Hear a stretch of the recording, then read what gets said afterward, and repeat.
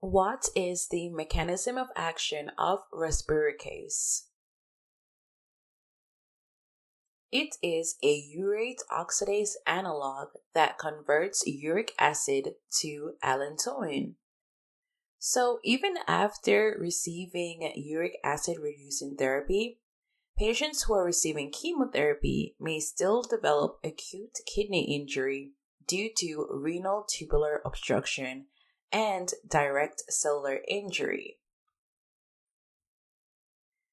How are phosphate, uric acid, and potassium levels affected in tumor lysis syndrome? Hyperphosphatemia, hypocalcemia, hyperuricemia, hyperkalemia. What is the next best step in management in a patient who has lumps in the neck 9 weeks after being treated for infectious mononucleosis? Lymph node biopsy. What is the most likely cause of tumor lysis syndrome in a patient that received respiricase? Calcium phosphate precipitation. So, like previously mentioned, respiricase reduces the likelihood of developing acute kidney injury due to renal tubular uric acid precipitation. However, respiricase does not affect the levels of phosphate and calcium. So, acute kidney injury is due to calcium phosphate precipitation in patients who take respiricase. The risk of calcium phosphate stone formation can be reduced by maximizing the GFR and urine output with prophylactic IV fluids. What is first-line treatment for rapid reversal of anticoagulation in patients taking warfarin? Prothrombin complex concentrate. Fresh fluorescent plasma is considered the second-line therapy for replacing vitamin K-dependent clotting factors. What is used to reverse dabigatran? Recall that dabigatran is a direct thrombin inhibitor, and such drugs are really helpful in treating patients that develop type 2 HIT. So you can reverse dabigatran with this IV drug. What can be used to treat minor bleeding episodes in patients with von Willebrand disease or uremic platelet dysfunction? IV desmopressin. Why is oral codeine and tramadol contraindicated in children less than 12 years old? Ultra-rapid metabolism causes unpredictably high concentration of the active drug in the body. So basically, let's say that you have a patient with sickle cell disease that has an acute pain crisis. And this patient is 8 years old, and you see codeine, tramadol, and hydroxycodeine in the responses or the option choices. You would choose hydroxycodeine or codone because that does not cause the ultra rapid metabolism that can lead to drug toxicity in children less than 12 years old. However, that can be seen in children less than 12 years old who take oral codeine and tramadol. And note that this drug toxicity can lead to respiratory depression and death in these patients. Is unconjugated or conjugated bilirubin elevated in a newborn with ABO hemolytic disease? Unconjugated hyperbilirubinemia. So this condition typically occurs in infants with A positive or B positive blood type and mothers with O positive blood type. Mothers have antibodies against A and B antigens, causing a hemolytic reaction in the newborn when blood is mixed in the peripartum period. What is the treatment of choice in a newborn with ABO hemolytic disease and indirect bilirubin is 24.1? Exchange transfusion. So in cases of severe hyperbilirubinemia, that's bilirubin greater than 20, patients require aggressive intervention with exchange transfusion. However, in mild to moderate diseases, you can use phototherapy to treat this condition. What is the most likely diagnosis in a 2-month-old with a hemoglobin of 5, macrocytic red blood cells, and absent thumbs? Diamond-Blackman. What is the underlying cause of physiologic anemia of infancy? Transient downregulation of EPO. So the hemoglobin falls from the level at birth to a physiological lower level. This occurs at about 2 to 3 months in term infants. What lab findings are evidence of hemolysis? Anemia, indirect hyperbilirubinemia, low haptoglobin, high LDH. What is the most likely diagnosis in a patient with elevated catecholamine metabolites, NMYC gene amplification, and small round blue cells? Neuroblastoma. Recall that patients with neuroblastoma are typically less than 2 years old. They have a painless abdominal mass that can cross the midline. They can also have periorbital ecchymoses, spinal cord compression from epidural invasion, or opsoclonus myoclonus syndrome. Is the adrenal medulla or adrenal cortex involved in a neuroblastoma? Adrenal medulla. What is the most likely diagnosis in a patient with macrocytic anemia and elevated red blood cell distribution width? Iron deficiency anemia. So if you're supposed to look at a chart with the different lab changes that occur in iron deficiency anemia versus thalassemia, the thing that should stand out to you is that in iron deficiency anemia, it has an elevated red blood cell distribution with extremely high yield. What is the next best step when treating a patient for osteoporosis fails or the disease is rapidly progressive?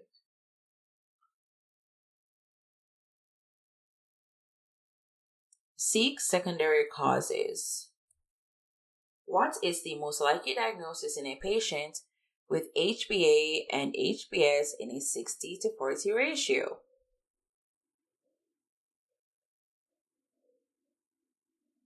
Sickle cell trait. What is the next best step in a patient taking warfarin who has an INR of 4.3? Hold warfarin 1 or 2 days or decrease the dose. What is the next best step in a patient taking warfarin who has an INR of 5.1? Hold warfarin and resume when INR is therapeutic. Give low-dose oral vitamin K if there is an increased risk of bleeding. What is the next best step in a patient taking warfarin who has an INR of 11.2? Hold warfarin and give high-dose oral vitamin K. What is the next best step in a patient taking warfarin who has serious bleeding? Hold warfarin and give IV vitamin K 10 milligrams and PCC. Inferior vena cava filters double the risk for which condition? Recurrent DVTs. What is the most sensitive imaging modality to diagnose an ocular melanoma? Ultrasound. Radiotherapy is used to treat symptomatic choroidal melanomas. Enucleation is considered for very large tumors or tumors with extrascleral extension. What is the most likely cause of asymmetric lower extremity, deep tendon reflexes, and back pain in a patient with a Pancoast tumor? Spinal cord compression. What is the treatment of choice of osteomyelitis in a child with sickle cell disease? Clindamycin and ceftriaxone. So you need gram-positive coverage with nafcillin or cefazolin if the likelihood of MRSA is low, or if the likelihood of MRSA is high, then you go ahead and use clindamycin or vancomycin. You also need gram-negative coverage due to organisms like Salmonella because patients with sickle cell disease have functional asplenia and are vulnerable to encapsulated organisms. So that's why we also use a third-generation cephalosporin like ceftriaxone or cefotoxime for gram-negative coverage. What is an appropriate empiric antibiotic regimen for patients who have sickle cell disease with acute chest syndrome? Azithromycin and ceftriaxone. What is the underlying cause of ITP? Platelet destruction by antiplatelet autoantibodies. So ITP usually occurs after a viral infection, and patients can present with clinical features such as mucosal bleeding, ecchymosis, petechiae, and of course, isolated thrombocytopenia less than 100,000. What is the treatment of choice in a patient with ITP and platelets less than 30,000 or with bleeding? Glucocorticoids, IVIG, or anti-D. What is the treatment of choice in a patient with ITP and cutaneous symptoms only? Observe. What is the preferred anticoagulant in the first trimester? Low molecular weight heparin. So this is not teratogenic in the first trimester. However, recall that you need to avoid this in patients with severe renal insufficiency. What is the preferred anticoagulant in the second to third trimester in a patient with a mechanical heart valve? Unfractionated heparin. Recall that this is quickly reversible with protamine. Also, all anticoagulation is discontinued at the onset of labor due to the risk of hemorrhage and before epidural anesthesia due to the risk of epidural hematoma. Can hemolytic disease of the newborn occur in a Rh positive mom and Rh positive father? No. How is MCV, iron, TIBC, ferritin, and transferrin saturation affected in patients with iron deficiency? All are low except TBIC, which is high. How is MCV, iron, TIBC, ferritin, and transferrin saturation affected in patients with thalassemia? MCV and TIBC are low. Iron and ferritin are high. Transferrin saturation is low or high. How is MCV, iron, TIBC, ferritin, and transferrin saturation affected in patients with anemia of chronic disease? Iron, TIBC, low. Ferritin, high or normal. Transferrin and MCV, low or normal. What is the most common cause of inherited thrombophilia? factor V laden. So other causes of hereditary thrombophilia include prothrombin gene mutation, protein C, protein S or antithrombin 3 deficiency, and hyperhomocystinemia. What is the most sensitive imaging test to detect osteoblastic bone mets of prostate and other cancers? Radioisotope bone scan. So recall that in another condition such as multiple myeloma, where there are lytic bone lesions, you would not use the bone scan. Instead, you would use the X-ray or skeletal survey. What is the most sensitive imaging test to detect osteolytic mets? Plain X-rays and PET. What is the gold standard confirmatory test for type 2 HIT? Serotonin release assay. Recall that you need to start treatment in suspected cases prior to doing any confirmatory tests. What is the treatment of choice of a patient suspected of having type 2 HIT? Stop all heparin products. Start a direct thrombin inhibitor.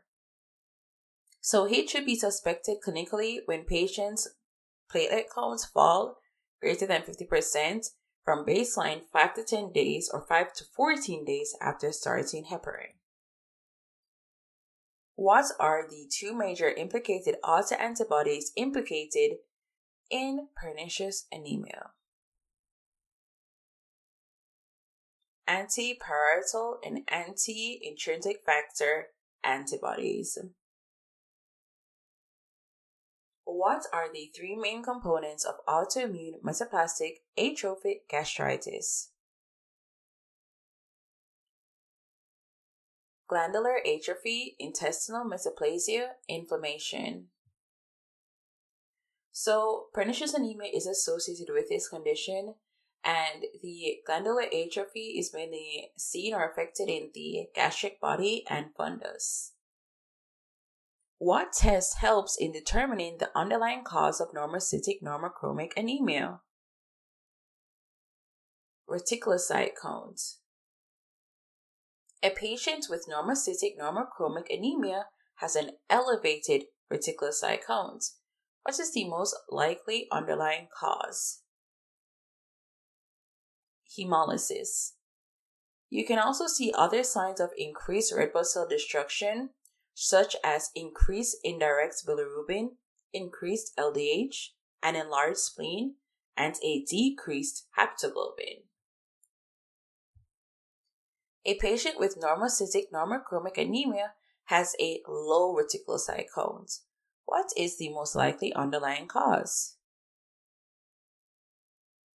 A hypoproliferative state, such as hypothyroidism or aplastic anemia.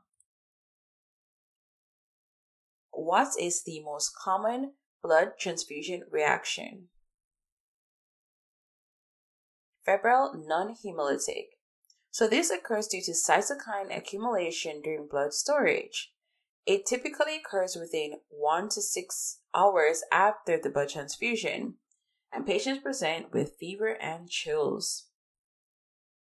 What is the underlying cause of wheezing and hypotension within a minute of receiving a blood transfusion? Recipient anti-IgA antibodies directed against donor blood IgA. This is seen in IgA deficient patients, and the management includes epinephrine, antihistamines, glucocorticoids, and circulatory and respiratory support. How can a diagnosis of acute hemolytic transfusion reaction be confirmed?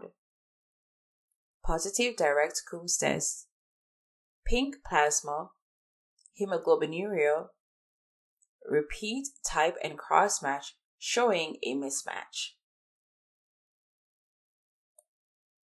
How should acute hemolytic transfusion reaction be managed? Stop transfusion, aggressively hydrate with normal saline. Dark urine that stains positive with this stain after being treated for urinary tract infection. G6PD deficiency. So, this condition is common in African American patients and it is associated with medications such as antibiotics like trimethoprim. So, you can see that they have a positive stain, and this indicates the presence of hemosiderin in the urine due to hemolysis. The hemolytic episodes seen in patients with G6PD deficiency are often precipitated by infection or medications. Now let's take a closer look at another question. What is the likely diagnosis in an African American male that develops dark urine, fatigue, and jaundice after being treated with trimethoprim? Also, peripheral smear reveals bite cells and a G6PD activity assay that is normal. So, this is another question that brings out some high yield facts about G6PD deficiency. So, as previously mentioned, is commonly seen after patients develop an infection or some sort of stress or taking new medications. However, you should not be thrown off if you see that the G6PD activity assay is normal. Because in patients that are having a current hemolytic reaction or presentation due to G6PD deficiency, the assay can be normal. It doesn't have to be a low G6PD activity that's seen. But if you look at the overall clinical vignette of the dark urine, the fatigue, and the jaundice after being treated with a specific antibiotic, you have to suspect G6PD deficiency. What is the likely underlying cause of microcytic anemia in a patient with chronic kidney disease that recently began after starting EPO therapy? Well, this would be iron deficiency anemia. So this is extremely high yield. If a patient has chronic kidney disease and they develop pneumonia and they are now taking a EPO agent, they can develop iron deficiency anemia. This is because when they're given the EPO, this can lead to a depletion of iron stores during hematopoiesis after the administration of EPO. Another important fact that you must remember is that if a patient is taking an EPO agent due to a chronic kidney disease induced anemia, they can develop worsening or new hypertension because of this agent. And the hypertension typically presents 2 to 8 weeks after starting the EPO agent. So the risk of hypertension in these patients is increased by large doses and a rapidly rising hemoglobin. Once you treat this hypertension, you need to make sure that the EPO doses afterwards are decreased with a goal of slowly increasing the hemoglobin. So you don't want to just go back to the dose that they were on where the hypertension was seen. Another high yield fact is that the treatment of choice for iron deficiency in patients on dialysis is IV iron. What is the most appropriate screening test in a preconception patient with a family history of thalassemia? A complete blood count. So, if there is anemia with a reduced MCV, then further testing is required, such as a HB electrophoresis test. So, let's say that a patient presents with mixed clinical features of iron deficiency anemia and thalassemia. One way of distinguishing between these conditions is by calculating the Metzner index. So if it's less than 13, this is minor thalassemia. If it's greater than 13, it's iron deficiency anemia.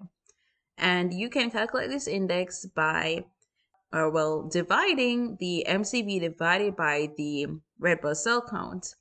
So how I remember it is by using the eyes. So the index increases greater than 13 in iron deficiency anemia. Some high yield causes of iron deficiency anemia in young children include excessive intake of cow's milk, namely more than 24 ounces per day, delayed introduction of solids, cereal-rich diet, prematurity, and lead exposure. So to treat these patients, you want to give them iron supplementation. And of course, I know that there are many other causes for iron deficiency anemia in young children that you could name, and feel free to leave that in the comment section below. After iron supplementation is begun for iron deficiency anemia, the first marker of improvement is an increase in reticulocyte count. So if a patient has iron deficiency anemia, you may also see thrombocytosis.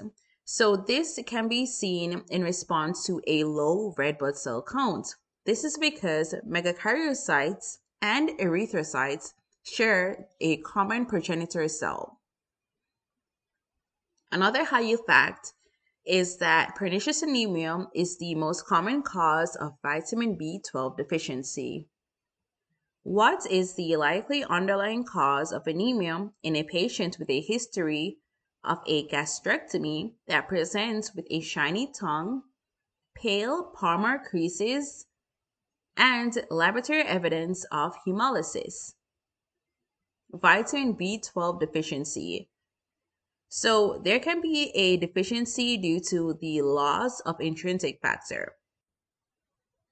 What hematologic pathology is characterized by normocytic anemia with a low reticulocyte count in preterm infants? Anemia of prematurity.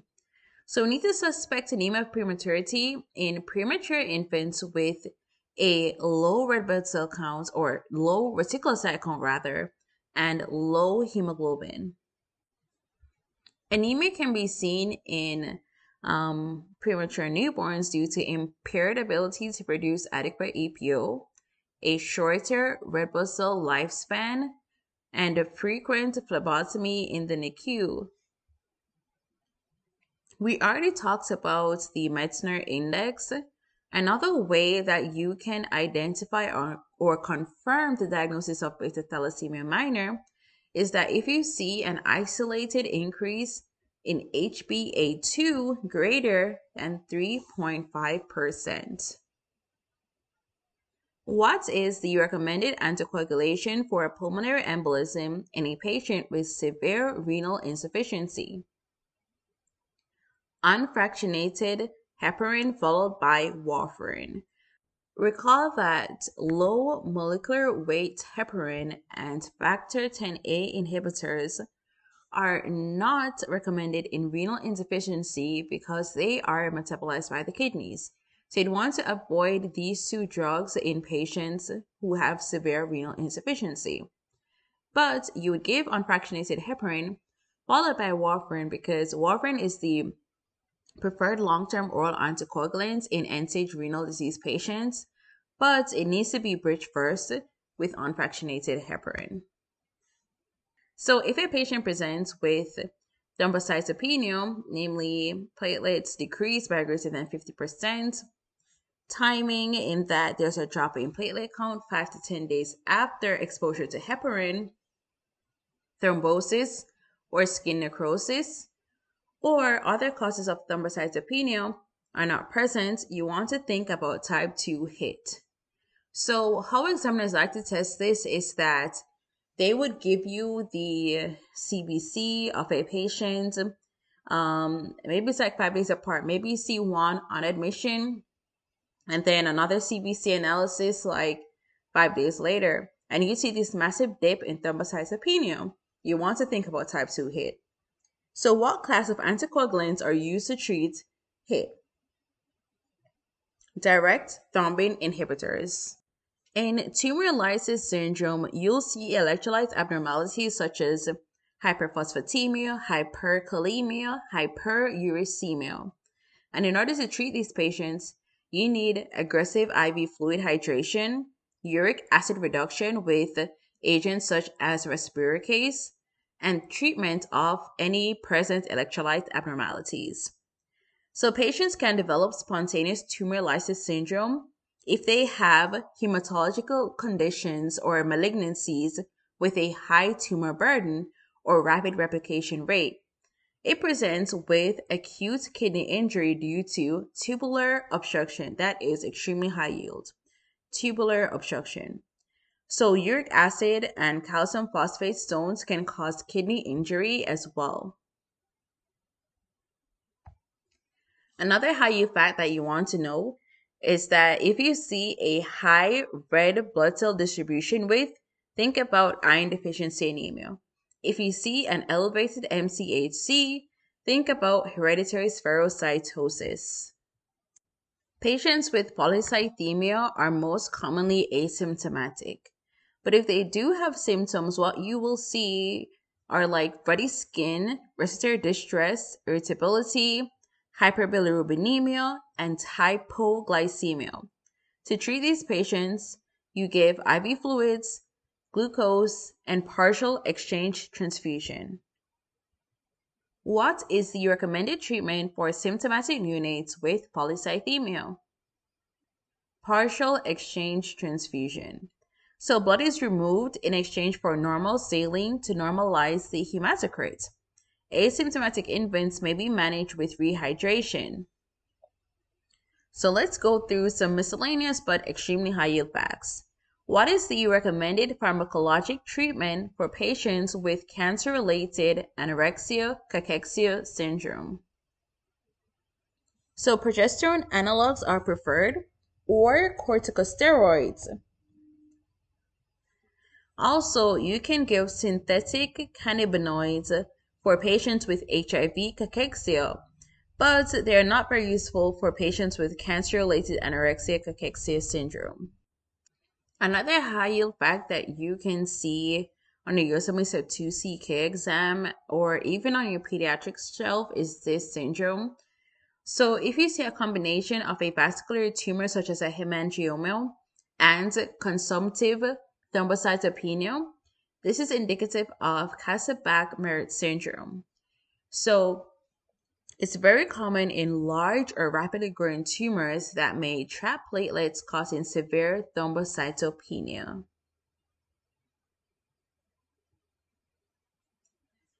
Exertional hemoglobinuria or March hemoglobinuria is a form of intravascular hemolysis commonly seen in runners. The exact pathogenesis is unknown, but it's thought to be due to mechanical destruction of red blood cells in the feet during strenuous exercise. If a patient does a PET scan with FDG, what can happen is that the neoplastic cells have a high metabolic rate and they take up this tracer on PET scan. And you can see that because the radiotracer is excreted through the kidneys, that the tracer basically builds up or enhances the urinary collecting system. A topic that examiners love to test and you're guaranteed to see on your Yosemite Step 1, Step 2CK, and your Yosemite Step 3 is sickle cell disease. So let's go through some high yield facts on this condition. What is the likely diagnosis in a child with a history of sickle cell disease that presents with hypovolemic shock in the setting of left upper quadrant tenderness and an enlarged spleen? Splenic sequestration. And hypovolemic shock occurs due to pooling of red blood cells within the spleen. Hydroxyurea is a useful drug in the treatment of sickle cell anemia because it increases levels of HbF or hemoglobin F to greater than 15%.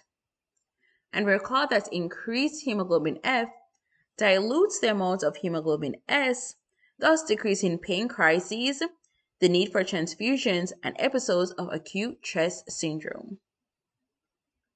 What is the most common cause of a pediatric stroke? Sickle cell disease. What is the most common cause of sepsis in patients with sickle cell disease? Strep pneumoniae. So in order to treat this, you need to use broad-spectrum empiric antibiotics such as ceftriaxone. And this should be given to patients with sickle cell disease presenting with sepsis. Another high-yield fact that examiners love to test is on dactylitis. So this condition presents at age 6 months to 4 years with an acute onset of pain and symmetric swelling of the hands and feet. Patients with sickle cell disease can also develop an impairment in the kidney's ability to concentrate urine and causing patients to develop nocturia. This can be seen in patients with sickle cell anemia and sickle cell trait. So what happens in this condition is that red blood cells sickle in the vasa recta, impairing free water reabsorption and concurrent exchange. Normal serum sodium is maintained due to an intact ADH. In patients with sickle cell disease, chronic damage and autoinfarction typically causes functional asplenia by age 5. How long is a risk or the risk of sepsis in patients with splenectomy? And it's more than 30 years. What is the most common complication of sickle cell trait? Painless hematuria and this can be macroscopic or gross. Again, this condition is seen due to the sickling of the red blood cells in the renal medulla. Now let's take a closer look at complications of chronic hemolytic anemia in sickle cell patients.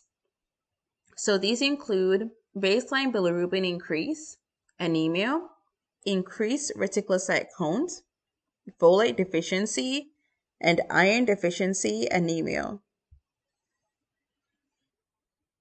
So if a patient with sickle cell disease presents in severe vaso-occlusive pain, then you want to give them opiates, and it has to be given IV. Which one of the following opioids is appropriate for a child with a vaso-occlusive crisis? Is it A, oxycodone, B, tramadol, or C, codeine? And the correct answer here is A, oxycodone. So children less than 12 years old metabolize codeine and tramadol very quickly, causing extremely elevated levels of these drugs, which can lead to respiratory depression and even death. What is the likely diagnosis in a 5-day-old baby that did not receive perinatal care and presents with easy bruisability with an elevated prothrombin time? Vitamin K deficient bleeding. So this is previously known as hemorrhagic disease of the newborn, and this deficiency occurs due to a combination of poor placental transfer, absent gut flora, immature liver function, and inadequate levels of vitamin K in breast milk. What is the likely diagnosis in an alcoholic patient that begins bleeding from an IV site on post-op day 7 after having emergency surgery? Lab results reveal anemia with elevated PT, NPT, and normal platelet counts. Vitamin K deficiency. Acutely ill patients with underlying liver disease can become vitamin K deficient in 7 to 10 days, especially if they receive broad-spectrum antibiotics. PTT can be normal or elevated. What screening tests would be useful for evaluating an elderly patient with chronic arm pain, anemia, and back pain? Serum or urine protein electrophoresis. This is the best initial test. Or free light chain analysis. A patient is diagnosed with multiple myeloma. What imaging should be performed? A full body X-ray or skeletal survey looking for lytic bone lesions or pathological fractures. So you want to do a skeletal survey and not a bone scan. A bone scan is helpful in diagnosing osteoblastic activity. But in multiple myeloma, they have lytic bone activity, So in that case, for multiple myeloma, think skeletal survey. What is the likely diagnosis in a patient with a past medical history of Hodgkin lymphoma after doing chemotherapy and radiation who presents with cough, dyspnea, and chest pain? A secondary malignancy. So, patients who have been treated for Hodgkin lymphoma have a considerably higher risk of developing a secondary cancer compared to the general population. And most common sites for the secondary malignancy include lung, breast, thyroid, bone, and the GI system. What is the likely diagnosis in a child with a family history of anemia that presents with Coombs negative hemolytic anemia, jaundice, and an enlarged spleen? Hereditary spherocytosis. What is the likely diagnosis in a child that presents with scattered petechiae, with isolated thrombocytopenia, and enlarged platelets following a viral infection? Immune thrombocytopenia. So if you see a clinical vignette where a child had a viral infection recently, and now they have this isolated thrombocytopenia, think about ITP. So this most commonly occurs in children ages 2 to 5 years old following a viral infection. Children with ITP can have skin manifestations only, and they may require observation regardless of platelet count, because ITP is a self-limiting condition. You treat patients with ITP by giving them IVIG or corticosteroids. What two viruses should be tested for in an asymptomatic patient with idiopathic thrombocytopenic purpura? HIV and hepatitis C. Recall that to treat ITP, platelet transfusions are reserved for life-threatening hemorrhage. What is the likely diagnosis in a child that presents with short stature, hypoplastic thumbs, and an aplastic macrocytic anemia? Fanconi's anemia. What is the likely diagnosis in an adolescent with a history of hemophilia A that presents with gradually worsening pain and limited motion of his knee? Hemophilic arthropathy. So patients with recurrent bleeding can have a buildup of hemosiderin or iron deposition, leading to synovitis and fibrosis within the joint. However, the risk of developing this condition is significantly reduced with prophylactic factor concentrates. Patients with hemophilia can develop what is called an inhibitor development. This condition should be suspected when a patient with hemophilia A is on factor replacement therapy and develops increased bleeding frequency or has hemorrhage refractory to treatment. So to treat patients with an acute bleed in a patient with inhibitor development, this involves bypassing products such as recombinant activated factor 7, activated prothrombin complex concentrates. These agents work downstream in the coagulation cascade to promote clotting without the need for factor VIII. Patients with TCP present with fever, anemia, renal failure, thrombocytopenia, and neurologic manifestations.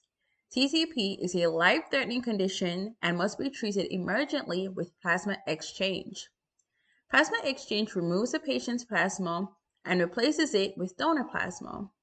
This replenishes ADAMTS13 and removes the autoantibodies.